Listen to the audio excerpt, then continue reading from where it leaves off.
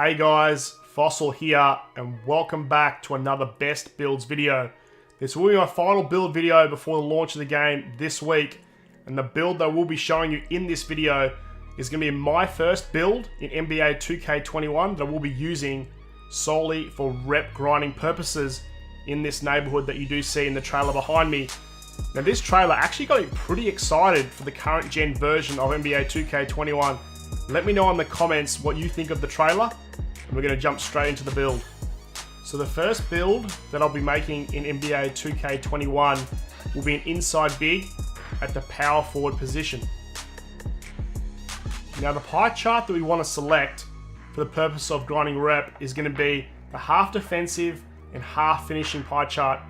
So if you're looking to grind rep, you either want to have finishing or playmaking in your skill breakdown. Finishing for the big man and playmaking obviously for the point guard. So we're going to go with this pie chart right here. As usual, I'm going to go with the speed for physical profile. So we're going to maximize our driving layup, our driving dunk, and our standing dunk, which nets us 18 finishing badges, which is more than enough. I'm not even going to bother putting anything into close shot or post hook because I don't need those attributes, and 18 finishing badges is more than enough. Keeping in mind that we do get hot badges for finishing and defending. So I'm going to come down here and I'm actually going to maximize my playmaking, which I'll explain that in just a minute. So we get 13 playmaking badges there.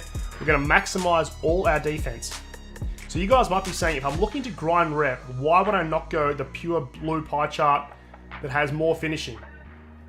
And just to explain that, if you're going to catch lobs, get contact dunks, you will get more rep on the pure finishing pie chart. But it is a liability on defense, which I didn't want to have. So I'm going to go for the half and half here. So I will get a little bit less rep for catching lobs and contact dunks, but it will be made up for on defense. And it's not just about catching lobs, throwing flashy passes and all that sort of stuff. You want to be winning games to maximize rep too. And I think with defense in my build, I'm more likely to win more games than if I had a pure finishing build. So I've got 6 attributes left over, and I'm going to put that on the free throw just in case I ever go to rec for double rep. At least I've got a little bit extra free throw there. Now for playmaking, I said I did maximize my playmaking. Now the crazy thing is, once I minimize this weight, which is going to go down to 6'8", my speed is going to go up to 80, and I'll explain that in a minute once we get there. But my ball handle, I'm actually going to have a chance to get a 70 ball handle at 99 on an inside center, which is just insane. So I'll have around about an 88 speed with a 70 ball handle. I'm going to be quick with this build. So I'm going to have the ability to also get those flashy passes, get thrown to me. I can run around my opponent, hop step, and dunk the ball. So I'm looking for the best way to grind rep on the 2s and on the 3s, and potentially even on the 1v1 court if I have no one to play with at the time, because I will be able to run with gold post bin technician, which was super overpowered in 2K20, and I think this game has been very similar, so I'm expecting it to be the same in 2K21 as well. Whereas I can go to the 1v1 court, I can get in the post spin for the easy dunk. So this is the build breakdown. I'm going to go with 18 finishing, we haven't really touched shooting, 13 playmaking, and 23 defensive badges. So I'm going to go with, of course, built again. This is a center build, I don't want to be too skinny. I'm going to take it down to 6'8". As you can see, the speed has gone up to 80, the acceleration's gone up to 78. We're going to go with default weight here. I have played around with this a little bit. I don't want to maximize the weight too much because I don't want to lose my speed and acceleration, but I don't want to minimize it because I don't want to lose my lateral quickness and my interior defense. So once we get to 99 with the gym rat, we're going to have an 88 speed, 86 acceleration. That's pretty decent. Now, I have told you in a previous video that the best center build is the pure red pie chart for an inside big, which is true. If you're making a build just to compete in the stage or in the park or in the pro-am, go with the pure red defensive.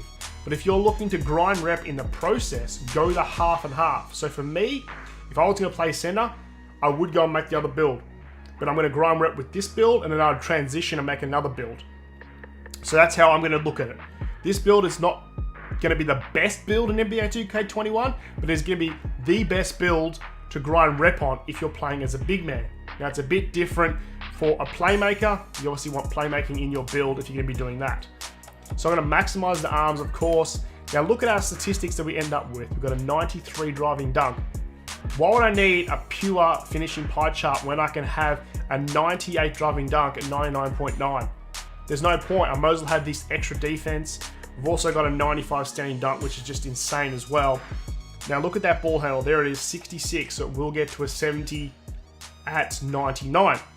Now the rebounding is a little bit low, but that doesn't matter. It's about positioning for rebounding. I don't think that I'll have too much trouble with Hoff Rebound Chaser getting rebounds. So this is the build that we're going to go with for grinding rep at the start of NBA 2K21. This is just for the current gen version. The next gen version, we will have to go through the same processes again, and I will show you the best builds for that version of the game too.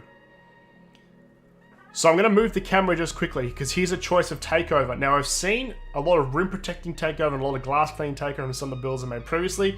We haven't come across the slashing takeover. Now, I have chosen glass and I've chosen rim previously, but for this build, I'm going to go slashing takeover. Because if I can finish lobs a lot easier with finishing takeover, that's obviously going to help me grinding rep as well. Plus, I'll be able to bring you guys some pretty fancy plays when the game launches on Friday with slashing takeover. So this is what I'm going to go with, but they're all viable options.